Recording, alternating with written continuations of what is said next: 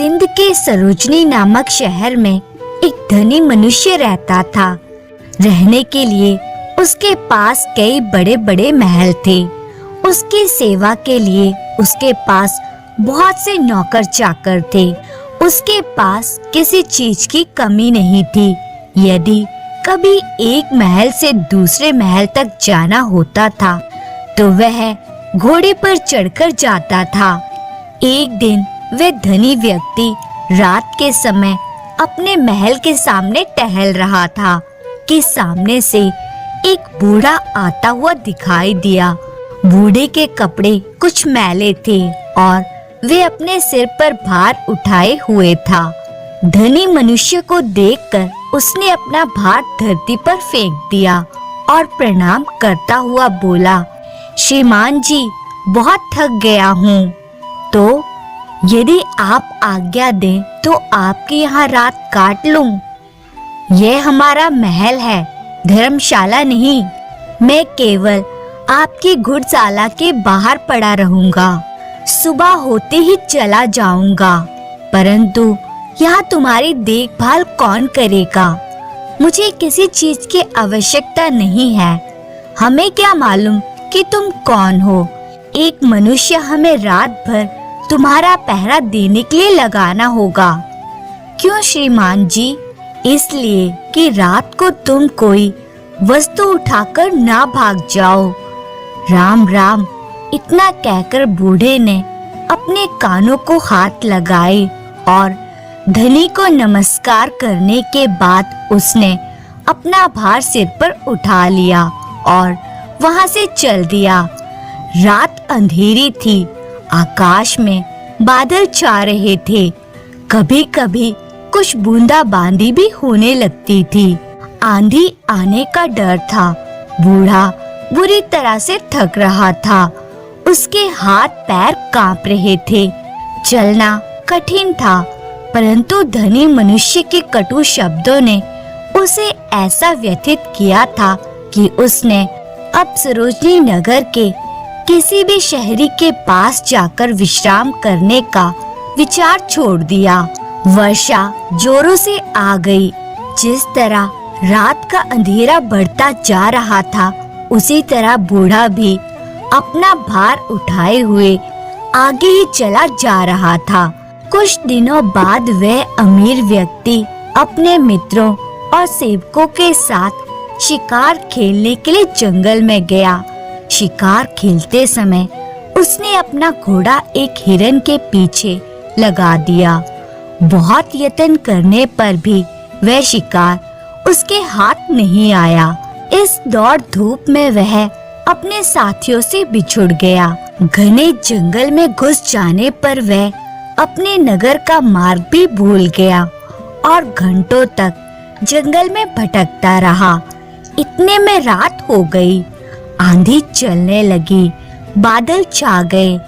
कोई भी ऐसा व्यक्ति नहीं मिला जो उस अमीर व्यक्ति की कुछ भी सहायता करता। बेचारा थक कर चूर चूर हो गया। जब उसे कोई मार्ग ना सूझा तो वह अपने घोड़े की पीठ से नीचे उतरकर एक वृक्ष के नीचे बैठ गया। आंधी इतने जोरों से बढ़ने लगी कि जंगल के वृक्ष टूट टूट कर गिरने लगे। तूफान के कारण अंधेरा बढ़ने लगा। प्रकृति के इस प्रकोप से घबराकर घोड़ा अपने बचाव के लिए इधर-उधर भागने लगा। घोड़े का मालिक इतना थका हुआ था कि उसे कोई होश ही नहीं था। थोड़ी देर के बाद आंधी शांत हो गई। थोड़ी थोड़ी वर्षा होने से चारों ओर की फैली हुई धूल बैठ गई। आकाश कुछ कुछ साफ हो गया। सूर्य अभी छिपा नहीं था। उसकी धीमी धीमी किरणों के प्रकाश में अमीर व्यक्ति ने देखा कि उसका घोड़ा भी उससे जुदा हो गया था। वह घोड़ा उसने 2000 रुपए में खरीदा था और उसे बहुत चाव से पाला था। अब तो उस अमीर व्यक्ति को घर पहुंचने की कोई आशा ही नहीं थी। बहुत अधिक दुखी और निराश हो जाने पर उस अमीर व्यक्ति को दूर से एक व्यक्ति आता हुआ दिखाई दिया।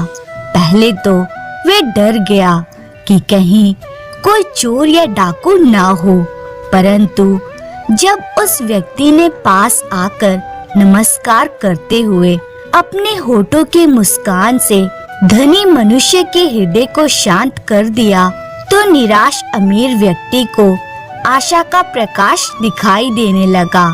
हंसते हुए उस व्यक्ति ने अमीर व्यक्ति से पूछा, आप इतनी घबराहट में क्यों हैं? साथियों के बिछुड़ने से, राह भटकने से और किसी सहायता के ना मिलने से, ऐसा कहते कहते अमीर व्यक्ति ने अपनी सारी कथा कह सुनाई। निसहाय अमीर व्यक्ति की करुणाजनक कहानी सुनकर उस व्यक्ति को उस पर दया आ गई। वह उसे अपनी झोंपड़ी में ले गया। वहां जाकर वे बोला, यहाँ मैं अपने बूढ़े पिता के साथ रहता हूँ। जो रूखा सूखा भोजन हम खाते हैं वे आप भी खाएं और फिर विश्राम करें। अमीर व्यक्ति ने घबराते हुए पूछा, परंतु मेरे घोड़े का क्या होगा?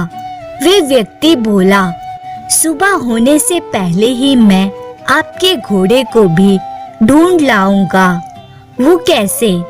मैं इस जंगल के कोने कोने से परिचित हूँ, तो क्या तुम मेरे साथियों को भी ढूंढ सकोगे? यदि वे इस जंगल में हुए तो मैं उन्हें अवश्य ढूंढ लूंगा। इस उत्तर से अमीर व्यक्ति को बहुत संतोष हुआ। अब वे निश्चिंत होकर लेट गया।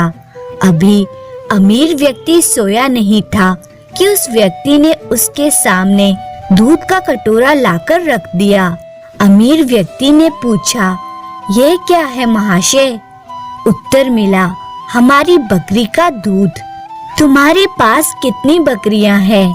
केवल एक। क्या वे बकरी इतना अधिक दूध दे सकती है?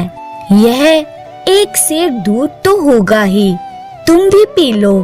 पिताजी ने कहा है कि आज का दूध केवल अतिथि सेवा में ही लगाया जाएगा। आज हम लोग दूध नहीं पिएंगे। क्यों?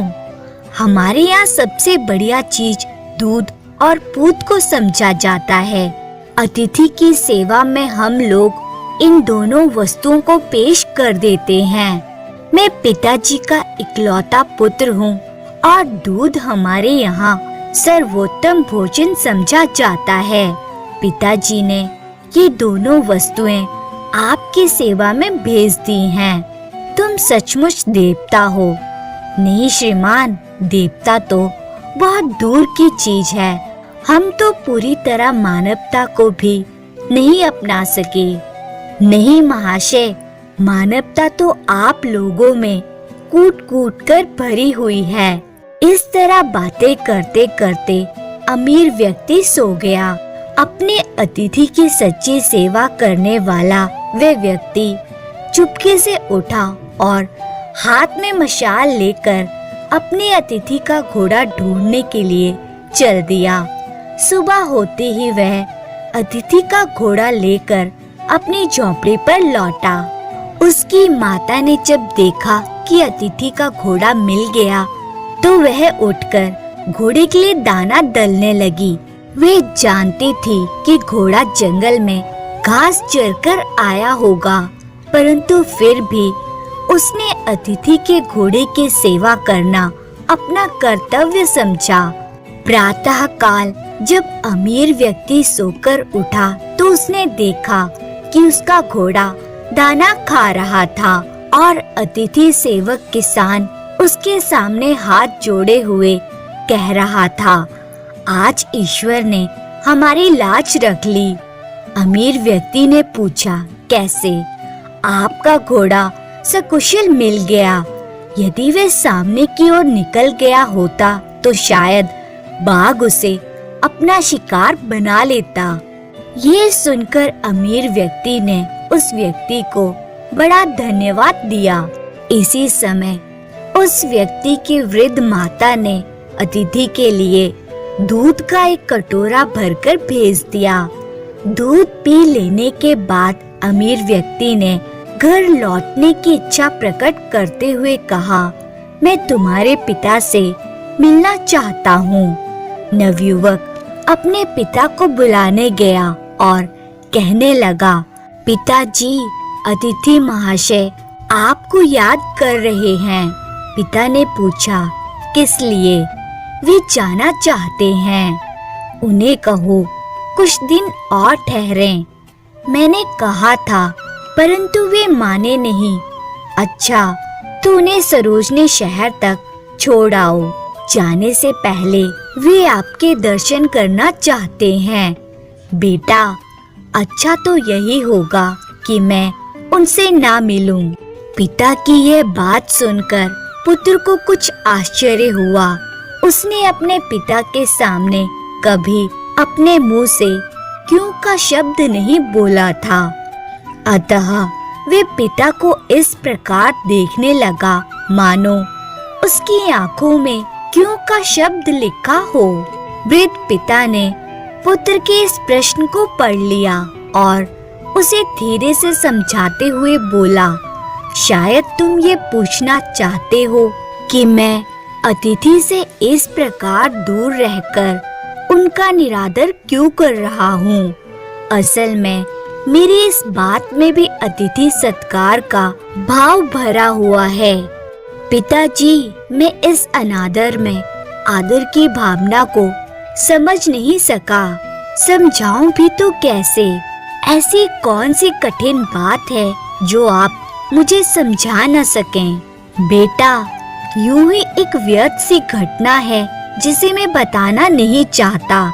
अच्छा, तो मैं अतिथि महोदय से आपके बारे में क्या कहूँ?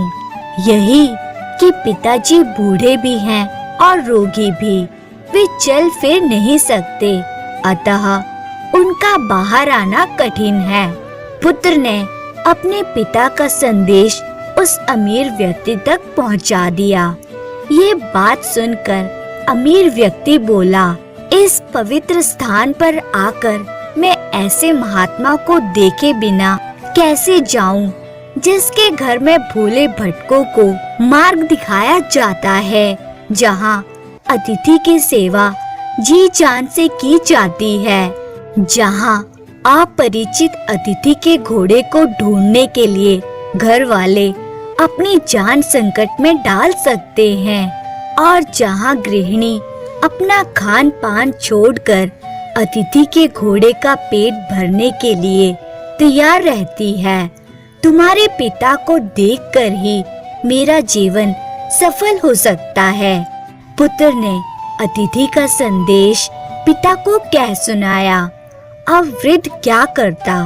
उसे अतिथि के सामने आना ही पड़ा। अमीर व्यक्ति ने जब उसे देखा तो उसी समय पहचान गया कि यह तो वही बूढ़ा है जो कुछ दिन पहले सरोजनी नगर में उसके महल के सामने बोझ उठाए हुए आया था। एक रात के लिए वे आश्रय मांग रहा था। अमीर ने उसे चोर तक कह दिया था। कितनी दानवता थी उस दुर्व्यवहार में।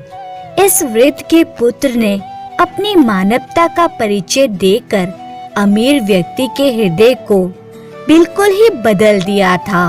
अमीर व्यक्ति हाथ जोड़कर खड़ा हो गया और अपने दुर्व्यवहार के लिए क्षमा याचना करने लगा। वृद्ध ने कहा, आपकी ओर से क्षमा याचना का प्रश्न पैदा ही नहीं होता, क्योंकि मैं बाहर आकर आपको उस पुरानी घटना की याद दिलाना नहीं चाहता था। आपके आग्रह को मैं टाल भी नहीं सका, इसलिए मुझे यहाँ आना पड़ा। इससे शायद आपको दुख हुआ हो, अतः मुझे आपसे क्षमा याचना मांगनी चाहिए। कितना ऊंचा है आपका व्यक्तित्व। यह कहकर वे अमीर व्यक्ति वृद्ध के चरणों में गिर पड़ा। उसके नेत्रों से पश्चाताप के आंसू गिर रहे थे, पड़ा रहे थे, मानो वे यही कह रहा हो, इस बूढ़े की झोंपड़ी महलों से बहुत ऊंची है, क्योंकि यहाँ मानवता का निवास है। धन्यवाद। अगर आप लोग को हमारा कहानी अच्छा लगा हो तो लाइक सब्सक्राइब जरूर करें, साथ में कमेंट भी करें।